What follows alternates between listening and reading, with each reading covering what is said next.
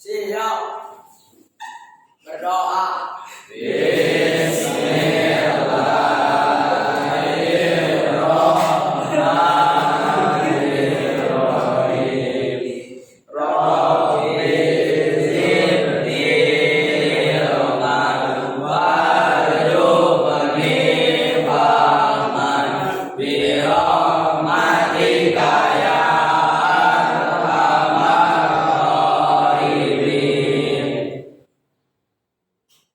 Selesai.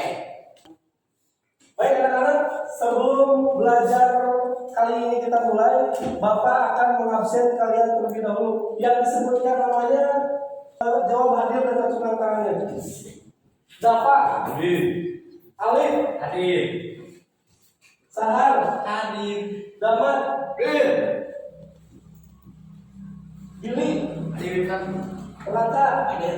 Hani, Hadir. Akmal, Hadir. Afjal, Hadir. Adril, Hadir. Rangga, Hadir. Sawa, Azam, Hadir. Fikri, Hadir. Wildan. Hadir.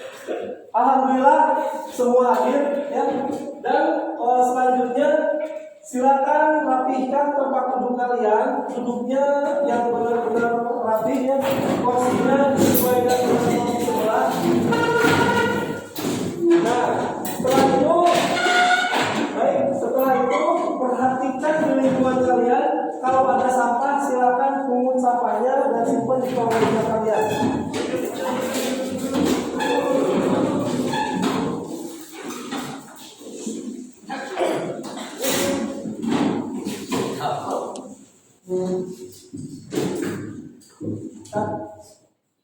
Baik anak-anak, sebelum kita mulai pembelajaran ini, Bapak akan menyampaikan materi sekarang yang akan kita sampaikan, yaitu tentang kurban, ya, tentang penyembelihan kurban. Dan di dalam penyembelihan kurban ini, Bapak akan sampaikan tujuan daripada pembelajaran ini. Yang pertama adalah melalui tanya jawab peserta didik dapat mengartikulasikan pengertian kurban, hukum, dan dalil tanpa bimbingan guru. Yang kedua, melalui diskusi peserta didik dapat menelaah sejarah kurban dengan petunjuk buku. Dan yang ketiga, melalui video pembelajaran, peserta didik dapat mensimulasikan pembagian dan distribusi daging kurban tanpa bimbingan guru. Dan untuk setelah tujuan itu, maka Bapak akan sampaikan materi sebelumnya, yaitu tentang, ada yang ingat? Materi sebelumnya Bapak menjelaskan tentang penyembelihan, ya, penyembelihan. Nah, itu penyembelihan kita sudah bahas semuanya, tata cara menyembelih seperti apa, rukun menyembelih seperti apa, macam-macam menyembelih seperti apa. Nah, untuk pelajaran sekarang yaitu khusus tentang kurban yang akan Bapak sampaikan, ya. Dan Bapak sudah siapkan beberapa alat peraga, diantaranya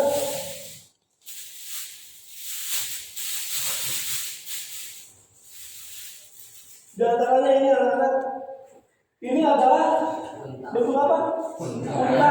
Nah, nanti ini akan kita jadikan alat peraga. Bagaimana kita menyembelih unta yang benar, bagaimana kita membagikan daging unta setelah kita sembelih untuk hewan kurban. Dan untuk selanjutnya, Bapak akan memperlihatkan gambar yang ada di layar kalian di depan. Silakan simak gambarnya. Nanti Bapak akan tanya tentang gambar yang ditayangkan di depan ini. Silakan perhatikan ke depan. Sudah memperhatikan? Ya. Nah, sekarang Bapak akan tanya, Azril, gambar apa yang Azril lihat di depan? Menyembelih. Apa? Gambar apa? Memotong. Bisa. Ada yang lebih tepat jawabannya? Siapa? Coba gias. Menyembelih hewan kurban. Kenapa di sini dikatakan menyembelih hewan kurban? Karena terlihat ada hewannya, ada yang menyembelih, dan ada orang-orang yang menyaksikannya di sekitar. Nah, ketika kita melihat gambar seperti ini, maka analogi kita sudah pasti ke hewan kurban. Terima kasih anak-anak. Untuk selanjutnya, Bapak akan menampakkan lagi gambar yang selanjutnya. Silakan simak gambar yang ada di depan, ya. Setelah itu nanti Bapak akan tanya satu persatu tentang gambar yang kalian simak di depan. Silakan lihat gambarnya. Sudah dilihat? Nah, baik. Kalau sudah dilihat gambarnya, maka sekarang Bapak akan panggil atau silakan siapa yang siap untuk menganalisis gambar yang kalian lihat di depan. Siapa yang pertama? Saya Pak. Baik, silakan. Merobohkan hewan dengan kepala menghadap kiblat. Baik, benar. Yang pertama di dalam penyembelihan itu merobohkan kepala hewan dan dihadapkan ke arah kiblat. Yang kedua siapa? Saya Pak. Silakan. Awali dengan membaca basmalah. Diawali dengan membaca basmalah. Siapa yang ketiga? Saya Pak. Silakan. Lakukan sekali gerakan potong penilaian berhewan. Melakukan sekali gerakan, maksudnya satu kali sayatan ketika menyembelih, jangan dibolak-balik. Tujuannya untuk supaya tidak merasa tersakiti hewannya. Selanjutnya gambar yang depan. Saya Pak. Adri. Lakukan pengulitan. Melakukan pengulitan. Setelah hewan disembelih, maka lakukan pengulitan. Maksud pengulitan itu apa? Membersihkan kulit dari hewan kurban. Selanjutnya siapa? Saya Pak. Maka Ikat saluran makanan dan bubur. ikat saluran makanan dan bubur dengan tujuan supaya makanan dan kotoran itu tidak keluar ketika dibersihkan. Selanjutnya siapa? Saya Pak. Silakan. Gantung kaki belakang hewan setelah disembelih. Nah, gantung kaki belakang hewan ketika disembelih tujuannya supaya memudahkan kita dalam membersihkan daging hewan dan memisahkan dengan tulangnya. Selanjutnya, Siapa? Mengeluarkan seputar yang hati-hati. mengeluarkan isi perutnya dengan hati-hati supaya bersih. Isi perutnya dikeluarkan dengan hati-hati supaya bersih. Selanjutnya siapa? Membungkus daging kurban. Membungkus daging kurban. Kenapa dibungkus? Bagi-bagi. Ada mudah untuk Dibagikan. membagikannya. Dibungkusnya dengan apa? Kresek. Jangan dibungkus selain kresek, contoh dengan kertas. Nah, jangan dibungkus dengan kertas karena itu akan merusak kemasannya dan daging tidak akan terlindungi dengan baik. Dan yang selanjutnya, terakhir, Saya Pak. ya siapa? Menjaga kebersihan daging kurban. Menjaga kebersihan daging kurban. Tujuannya supaya daging kurban dapat dikonsumsi dan aman untuk dimakan oleh masyarakat. Baik anak-anak, berhubung sekarang kita menjelaskan tentang kurban, maka terlebih dahulu Bapak akan sampaikan apa yang disebut dengan kurban. Kurban itu adalah menurut bahasa koroba yukoribu kurbanan, artinya itu korib. Korib itu adalah dekat. Nah, menurut bahasa itu kurban korib. Menurut istilah mendekatkan diri kepada Allah dengan cara menyembelih hewan. Jadi ketika kurban, tujuan menyembelih hewan kurban itu hanya untuk mendekatkan diri kepada Allah. Rasulullah pernah bersabda dalam sebuah hadisnya mengatakan bahwa la yanalullaha luhumuha walakin yanalullahi taqwa. Allah itu tidak akan pernah menerima dagingnya, tidak akan pernah menerima darahnya, ya. Tapi Allah itu menerima ketakwaan kita. Jadi mau besar hewannya, mau kecil, mau banyak, mau sedikit, tapi yang diterima oleh Allah itu adalah ketakwaannya. Selanjutnya, kurban itu dijelaskan di dalam Quran surat Al-Hajj. silakan Mildan dijelaskan dalam Quran surat Al-Hajj dan Quran surat Al-Kausar, ya, Al-Hajj dan Al-Kausar. Coba bacakan Mildan surat Al-Kausar 1 sampai Al-Kausar itu ada berapa ayat? 3. Coba Mildan ayat 1. Kamu dulu. Bismillah. a'tainakal kautsar fasholli li rabbika wanhar inna syani'aka huwal abtar. Tepuk tangan buat Yuda. Silakan membacakan surat Al-Kautsar lagi selain Yuda. Hanif. Hanif mana Hanif? Hanif. Sok coba Hanif bacakan. Tahu dulu. Bismillahirrahmanirrahim. Inna a'tainakal kautsar fasholli li rabbika wanhar. Inna syani'aka huwal abtar. Nah, tepuk tangan buat Hanif.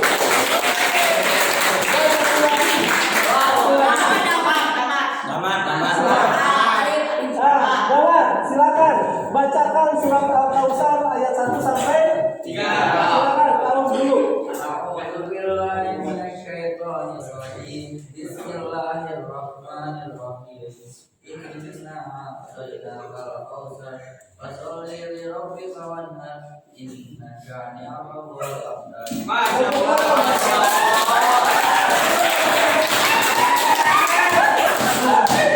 Perhatikan lagi ke depan.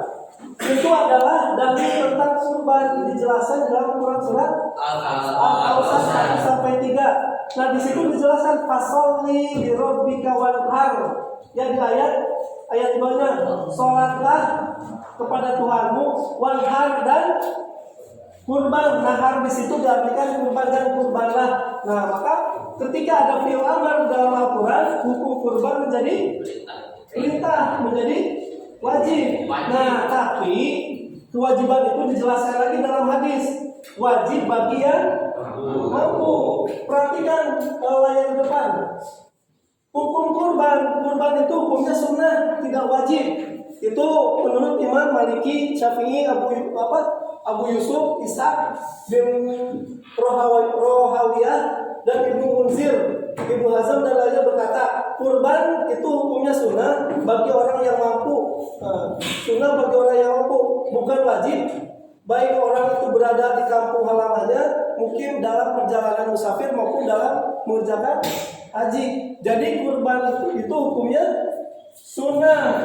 Nah, menurut pendapat ulama lain, ya mazhab Hanafiyah, Hambaliyah itu mengatakan hukum kurban itu hukumnya wajib bagi yang mampu dan sunnah bagi yang tidak mampu. Yang mampu hukumnya wajib. Kenapa wajib? Ada dalil yang lain. Barang siapa yang mampu dan tidak berkurban, fala yaqrabana musholana, kata Nabi. Janganlah kalian mendekatkan pada tempat sholat. Ya, apabila ada orang mampu berkurban, tapi dia tidak berkurban, maka kata Nabi jangan pernah mendekati masjid. Kenapa? Karena sholatnya pun tidak akan diterima. Nah, tapi bagi yang tidak mampu, kurban itu hukumnya sunnah. Boleh nggak kurban nyicil? Boleh nggak kurban memaksakan? Boleh. Tapi saya tidak punya apa-apa, boleh berkurban, hukumnya sunnah. Tapi kalau yang mampu, hukumnya menjadi wajib. Baik anak-anak, untuk selanjutnya Bapak akan perlihatkan lagi suatu gambar depan dan silakan simak gambarnya dan analisis gambar ini. Sudah dilihat gambarnya? Ya. Baik, setelah melihat gambar, ini gambar tentang apa? Sejarah tentang kurban. Siapa yang tahu kurban itu sejarahnya awalnya oleh siapa? Nabi Ibrahim dan Nabi Ismail. Ya, Nabi Ibrahim dan Nabi Ismail itu adalah awal pertama kalinya diwajibkan kurban, sejarah itu. Nah, setelah Bapak kemarin memberikan buku paket kepada kalian, di situ dijelaskan tentang sejarah kurban. Nah, untuk itu Bapak akan tunjuk salah seorang di antara kalian untuk menceritakan kesimpulan tentang sejarah tersebut. Mungkin di kelas ini yang mampu dapat, ya. Silakan Bapak untuk menceritakan sejarah singkat tentang kurban. Peristiwa berkurban bermula ketika Allah Subhanahu wa taala menyuruh Nabi Ibrahim sallallahu alaihi wasallam melewati mimpi pada malam 8 bulan Zulhijjah untuk menyembelih Ismail, putra yang sangat dicintai. Berbagai seorang yang taat pada perintah Allah Subhanahu wa taala. Nabi Ibrahim SAW menyampaikan hal itu kepada putranya. Sungguh luar biasa jawaban Ismail SAW. Ternyata beliau tidak melaksanakan perintah Allah Subhanahu wa taala, yaitu melaksanakan mimpinya hari ke-10 tersebut dengan 10 disebut dengan hari nahar, artinya hari menyembelih. Ketika Nabi Ibrahim alaihissalam melaksanakan perintah Allah Subhanahu wa taala, Allah mengganti Ismail dengan seekor kambing. Sembelihan Nabi Ibrahim alaihi wasallam menyembelih kurban setiap tanggal 10 Zulhijjah. Syariat ini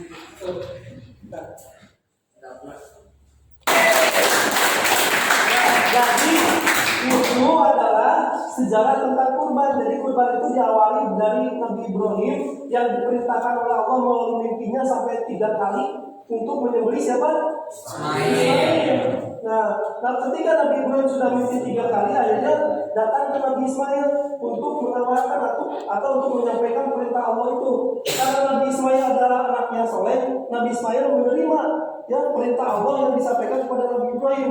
Akhirnya Nabi Ismail dibawa oleh Nabi Ibrahim untuk disembelih di suatu tempat, di Mina namanya sekarang. Ketika Nabi Ibrahim mau menyembelih anaknya Nabi Ismail yang soleh itu, maka Allah memerintahkan lagi dalam surat Ibrahim, ganti anaknya itu dengan seekor gibas. Gibas itu adalah kambing yang besar. Nah, ketika Nabi Ibrahim hendak menyembelih Ismail, diganti dengan seekor kambing. Nah, disitulah awalnya sejarah tentang kurban. Payung. Bagus. Sekarang kita selanjutnya perlihatkan lagi gambar depan, Perlihatkan, perhatikan gambar depan. Nah, silakan perhatikan dan simak serta analisis gambar yang ada di depan. Nanti Bapak akan panggil tunjuk satu persatu tentang gambar yang di depan ini. Yang pertama gambar apa? Yang kedua?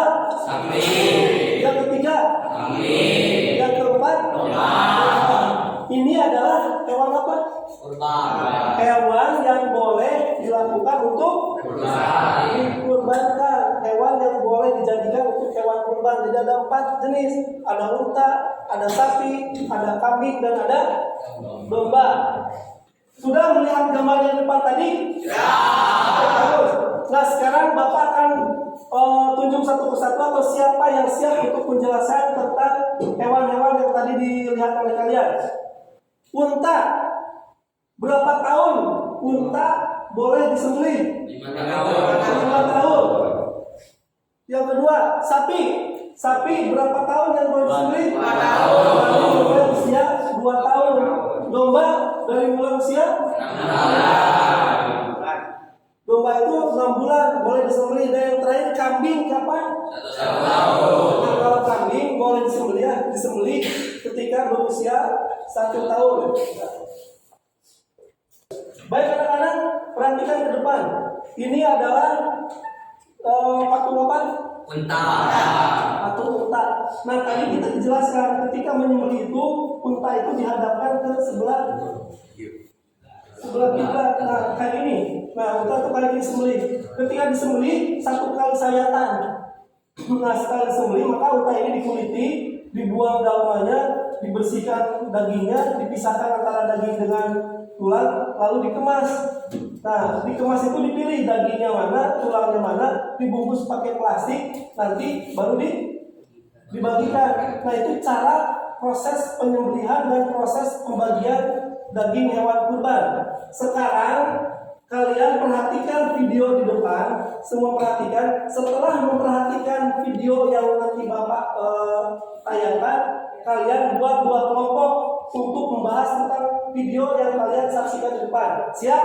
Siap. Baik, perhatikan video ini. Videonya romantis menghitung daging kurban, semoga bermanfaat. Mari kita menghitungnya.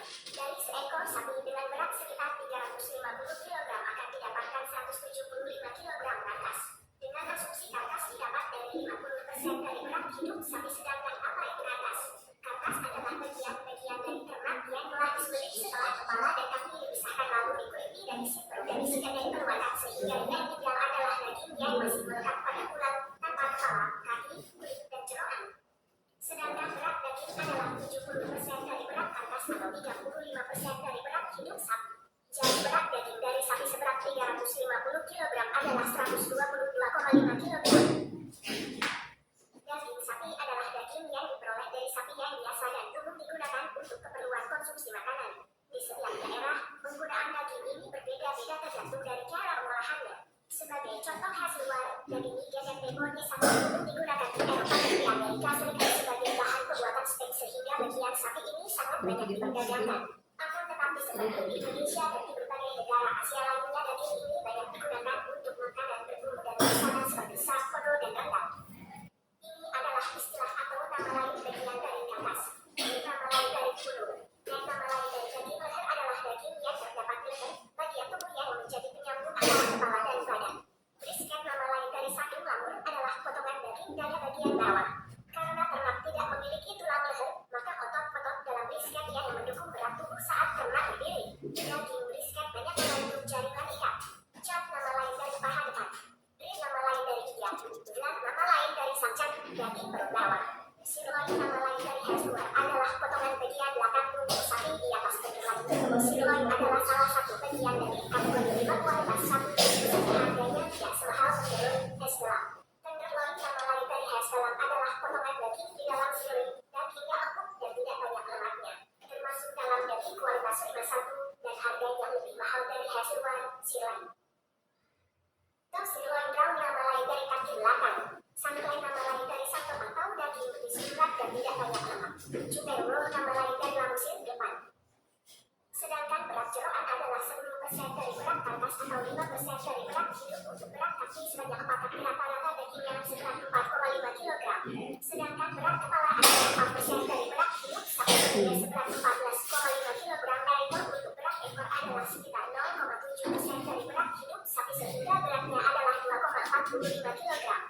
Untuk panitia kurban untuk membagikan dan menyesuaikan jumlah ternak dengan jumlah mustahil. Perhitungan ini hanya menggunakan panitia kurban terlepas dari daging yang tercecer maupun yang masih melekat pada tulang. Sekian dan terima kasih. Jangan lupa subscribe dan like Amazing Ternak. Salam perkenalkan, selalu jaya dan jaya. Baik anak-anak, itu video pertama. Nah sekarang saksikan video yang kedua. Ya, nanti setelah melihat video yang kedua, kalian buat 2 kelompok untuk membahas tentang video yang tadi kalian tonton. Perhatikan videonya.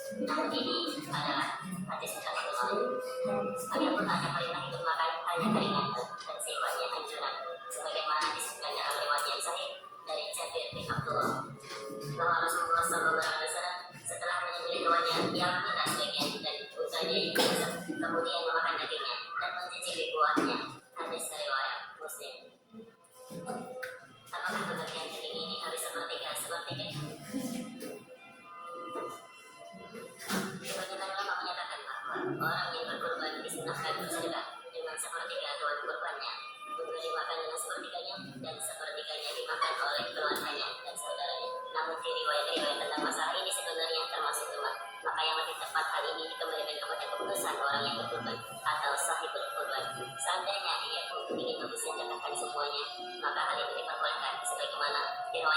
Ali bin Abi Thalib radhiyallahu anhu. Nabi sallallahu alaihi wasallam memerintahkan dia untuk mengurus unta haji. Beliau memerintahkan untuk membagi semua daging kurbannya, kulit dan cirengnya. Kulit karangnya ditaruh pada bubuk unta untuk daging. Untuk orang-orang yang miskin, dan beliau tidak diperbolehkan memberikan bagian apapun dari kurban itu kepada penjagaan sebagai upah. Hadis riwayat Bukhari dan Muslim. Dalam hadis ini terlihat bahwa Nabi Shallallahu Alaihi Wasallam sampai menyatakan seluruh hasil kurbannya kepada orang-orang miskin.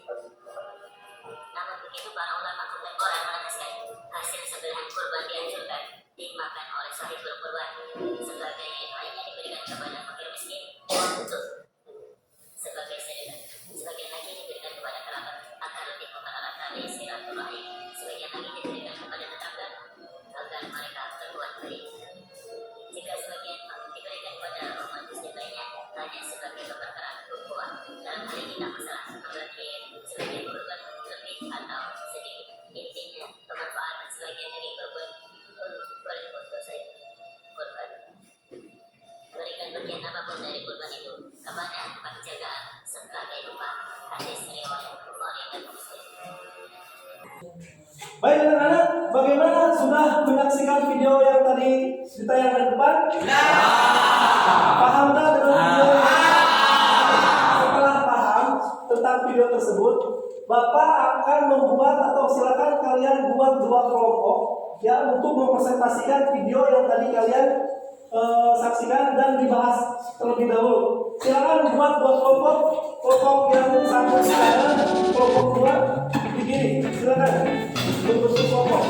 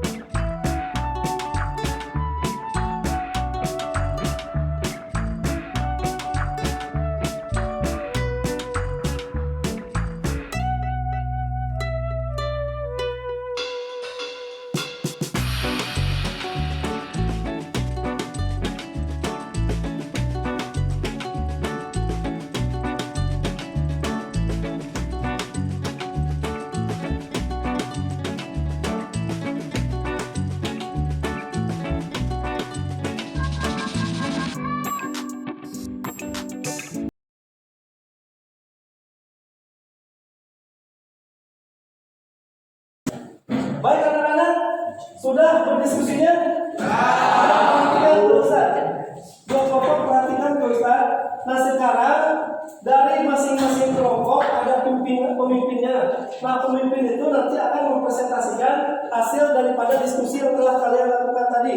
Ya, kelompok pertama siapa tadi? Nah, silakan kelompok pertama untuk mempresentasikan hasil diskusi yang telah tadi dilaksanakan. Silakan hasilnya apa saja. Sebelumnya kasih tepuk tangan dan semangat.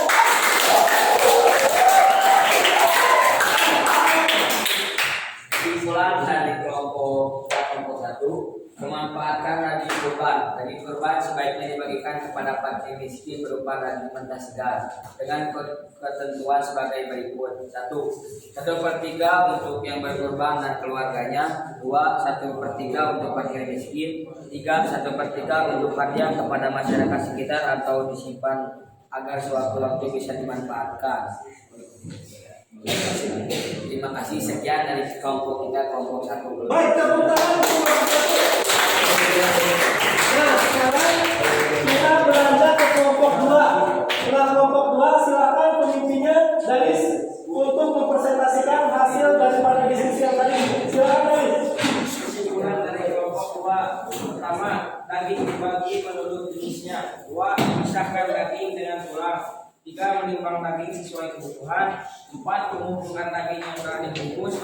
5. Memastikan daging dalam keadaan bersih. Terima kasih. Baik, tepuk tangan untuk kelompok 2. Sekarang silakan duduk ke tempat masing-masing. Baik anak-anak, mungkin di antara kalian ada yang bisa mempraktekkan cara membagikan hewan kurban. Ya, jadi hewan kurban itu tidak hanya disembelih tapi harus dibagikan. Nah, setelah pembahasan yang tadi, di antara kalian siapa yang siap untuk menjelaskan bagaimana tata cara membagikan hewan kurban? Cung, siapa yang siap? Saya Pak. Nah, silakan 2 orang tersebut ke depan dan presentasikan bagaimana cara membagikan daging hewan kurban. Silakan.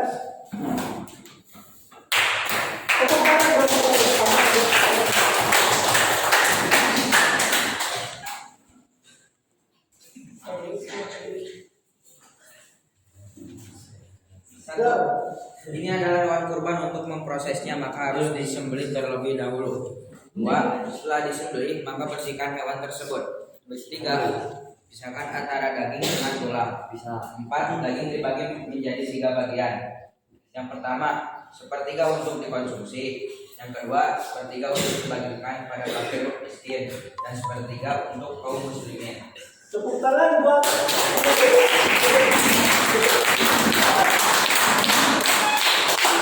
Mungkin materi kurban sudah cukup ya, sampai sini kalian juga sudah paham tentang kurban. Paham tidak?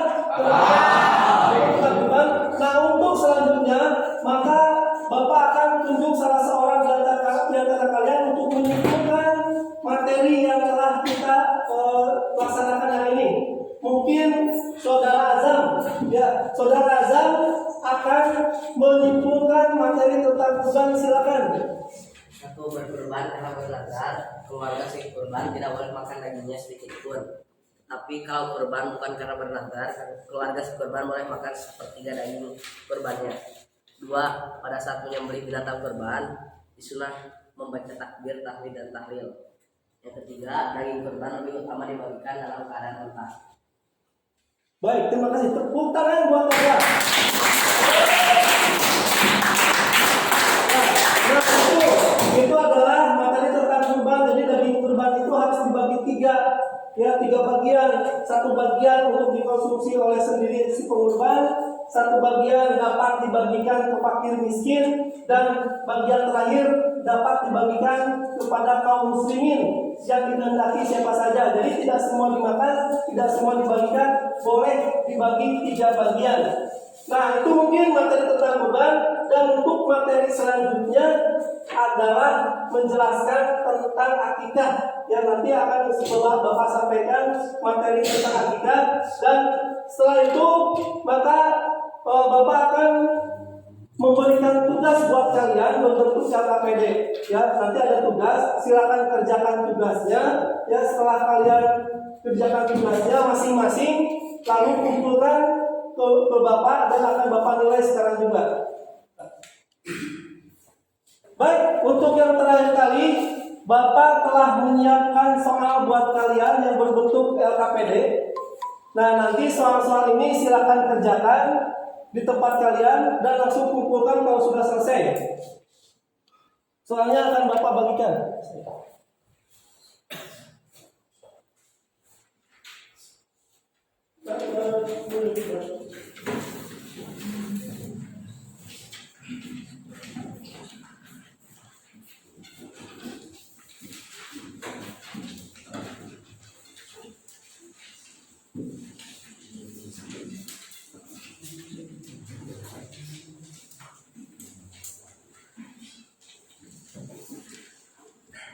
Silakan kerjakan LKPD-nya masing-masing. Setelah itu kumpulkan ke Bapak.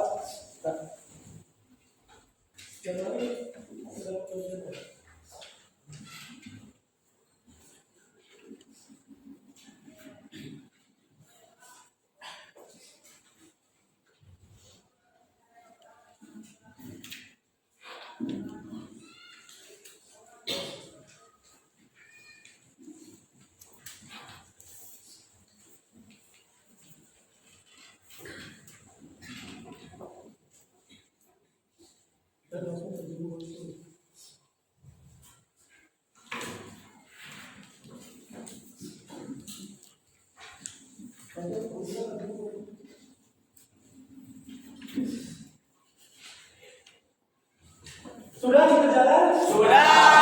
Silakan kumpulkan semuanya. Kumpulkan semuanya. Kumpulkan ke depan.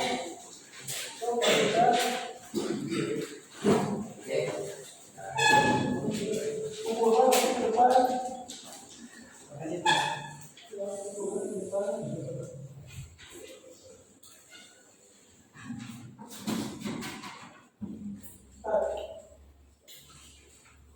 Alhamdulillah, pembelajaran dari pertama sampai terakhir tentang kurban sudah kita selesaikan, sudah kita laksanakan, dan semua dalam keadaan sehat ya sampai sekarang. Materi soal tadi sudah Bapak nilai dan sudah Bapak bagikan lagi kepada kalian. Maka kegiatan ini akan ditutup dan silakan ketua kelas untuk memimpin doa untuk menutup kegiatan ini. Silakan. Siap. Berdoa.